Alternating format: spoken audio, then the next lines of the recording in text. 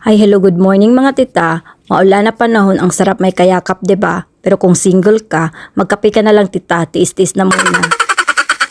So, ang lulutuin natin ngayon mga tita is bibimba. Ay nako, sobrang sarap nito mga tita. Makakalimutan mong may asawa ka, ganern. Dito sa Japan mga tita, may vegetable pack na pambibimba. Kaya madali lang talaga siya. Tapos kailangan mo ng minced pork, kailangan mo ng kimchi, tapos kailangan mo ng roasted garlic. Kung wala kang roasted garlic, mag-roast ka ng sarili mo.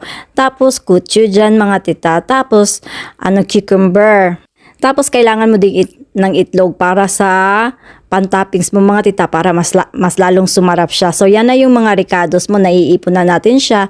So sisimulan na natin ang pagluluto mga tita. So ang pinakauna kong ginagawa mga tita is niluluto ko muna yung minced pork. Oo,